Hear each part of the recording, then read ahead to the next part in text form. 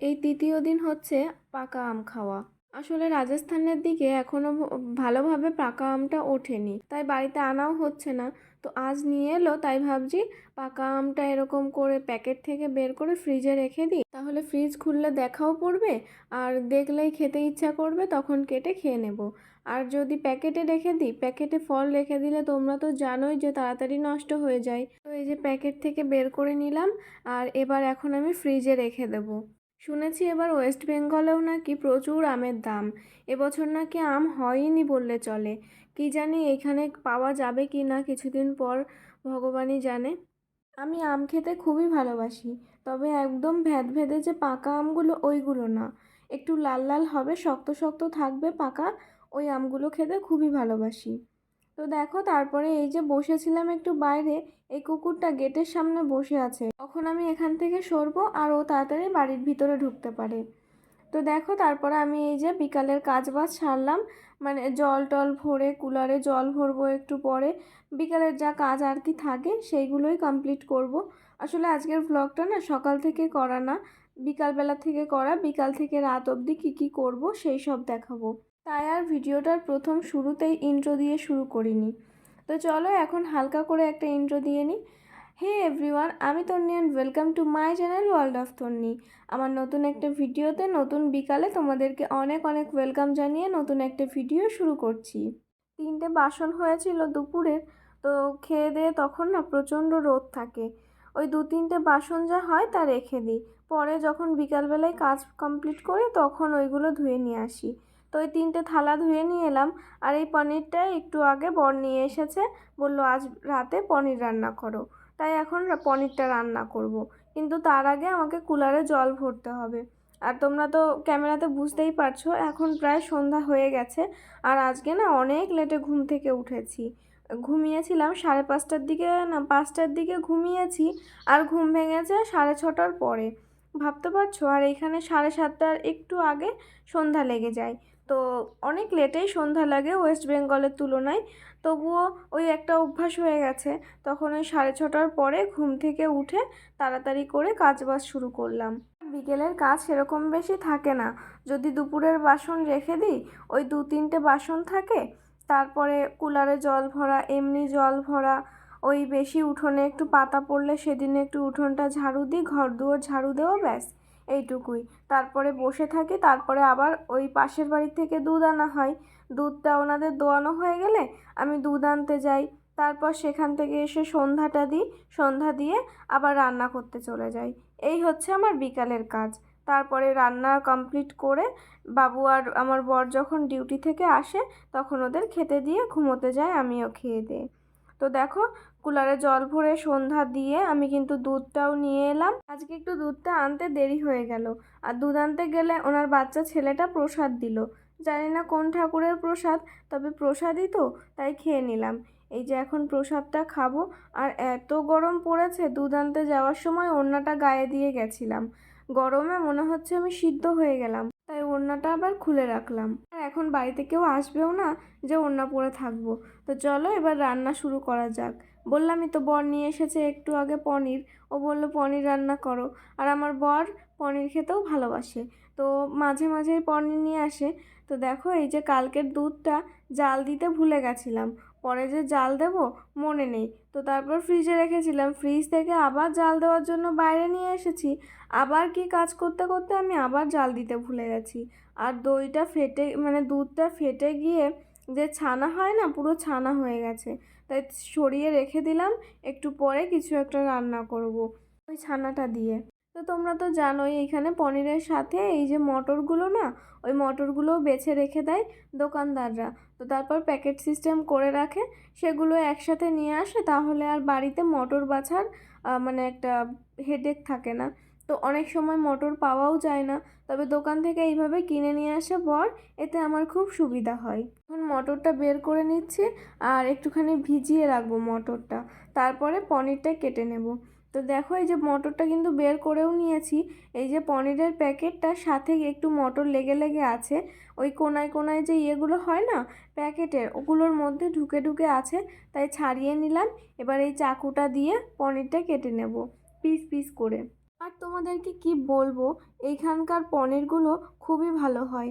কলকাতার পনির দেখবে অনেক সময় হয় না, অনেক পনিরগুলো না কেমন স্পঞ্জের মতো হয়, আর অনেকগুলো হয় শক্ত হয়ে যায় ভাজার পরে। তবে এইখানকার পনির তুমি এমনিও দেখবে নরম তুলতুলে, ভাজার পরেও শক্ত হয় না, একদমই নরম থাকে, আর খেতেও বেশ টেস্টি হয়। কেন বলছি জানো? আগে না আমি কলকাতায় থাকতেও আমার বাবার বাড়িতে যখন ওই কোনো অকেশন টকেশন হতো, সেরকমভাবে আমাদের বাপের বাড়িতে সত্যি বলছি কোনো পনির ফনির খায় না। মানে মাছ মাংস এইসবই খাওয়া হয়। পনির দুধের জিনিস তো বেশি মানে খাওয়া হয় না। তো অনেকে দেখবে খায় না পনির, তো আমিও আগে খেতাম না, তবে এইখানে এই মাছ পাওয়া যায় না, সেই কারণে সব কিছুই যা পাই তাই খেয়ে নিই, মানে খাওয়ার জিনিস আর কি। তো তাই বলছি, তো একটা অনুষ্ঠানে পনির নিয়ে এসেছিল।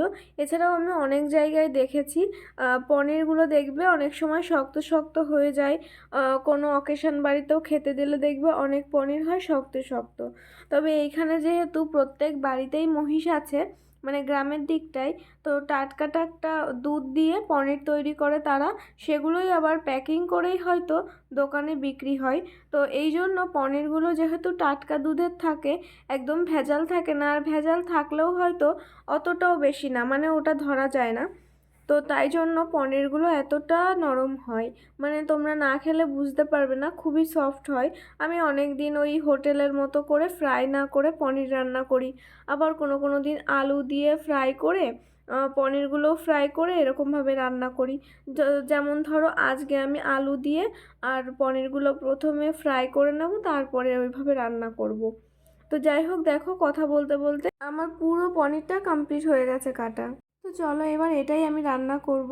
আসলে আজকে এই রান্না বান্না এইসব জিনিস দিয়েই ব্লগটা করেছি। প্রতিদিন তো সকাল থেকে ভিডিও তৈরি করি, তবে আজকে সকালের দিকটাই না ক্যামেরা করতে একদমই ইচ্ছা ছিল না, কেননা আমার শরীরটা খুবই খারাপ, আগের ভিডিওতে তোমাদের বলেইছিলাম। তাই তখন আর আমার ক্যামেরা অন করা হয়নি।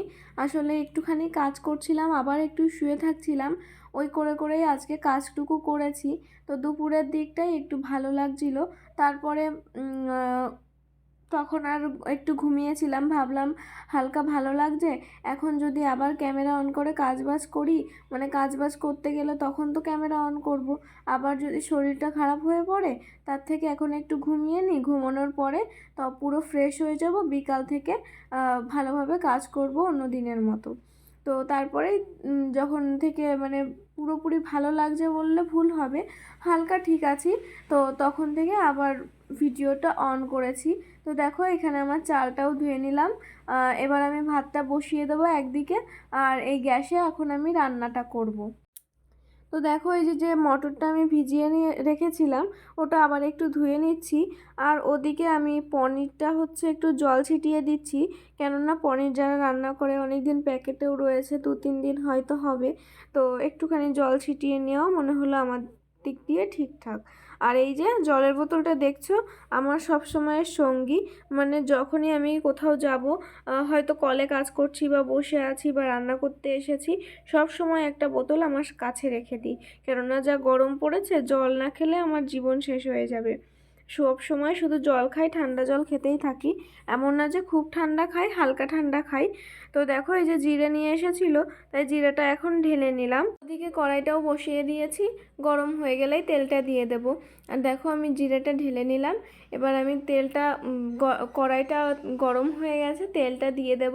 আর বললামই তো আজকে পনিরটা ভেজে রান্না করব, তো তারপরে কড়াইয়ে তেল গরম হয়ে গেলে পনিরটাও ভেজে নেব।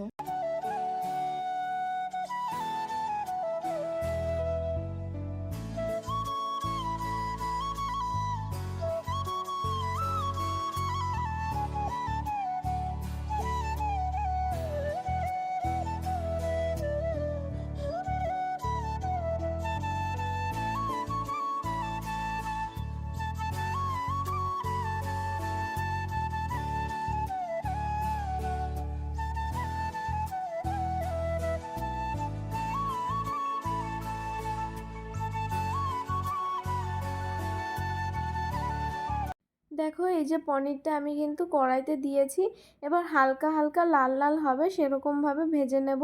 আর ভেজে নিয়ে কিন্তু আমি আলু সামনে ভেজে নিয়েছিলাম, আর এবার আমি মশলাটা কষিয়ে নিচ্ছি। আর মশলাটা কষানো হয়ে গেলে এই যে ফ্রাই করে রাখা লাল লাল এই পনিরগুলো দিয়ে দেব। আর সাথে রান্না করব মাছের মাথাটা দিয়ে একটা রেসিপি, ফোনে দেখেছিলাম। এছাড়াও অনেকে বলে সেই রেসিপিটা করব, সাথে একসাথেই মশলা করে নিয়ে এসেছি। তো এটা হচ্ছে মাছের মাথার জন্য মশলা। তো দেখো আমার পনিরটা কিন্তু একদিকে বসিয়ে দিয়েছি, আর এদিকে এটার মধ্যে আমি ওই মাছের মাথা দিয়ে রেসিপিটা করব। তো যেহেতু ফ্রিজ থেকে মাথাটা বের করেছি, তো সেই জন্য আমি ভাবলাম হালকা একটু তেলে ভেজে নিই। তো আমি অত রান্নার রেসিপি শেয়ার করছি না, তবে হালকা পাতলা শেয়ার করছি। তো দেখো এই যে চাল, গোবিন্দভোগের চাল ছিল না বলে এমনি চালটাই ভিজিয়ে রেখেছি 10-15 মিনিট। তো এটা দিয়ে এবার কষিয়ে নিচ্ছি। আর কষানো হয়ে গেলে আমি এবার জলটা দিয়ে দিলাম। তো এটা সিদ্ধ হবে। তো এর মধ্যে আমি ডালটা দিতে ভুলে গেছি, তো ডালটাও দিলে ভালো হয়। তো চলো এটা এবার রান্না করে নিই। রান্নার পরে লাস্ট ফিনিশিং কি হচ্ছে সেটা তোমাদেরকে দেখাবো।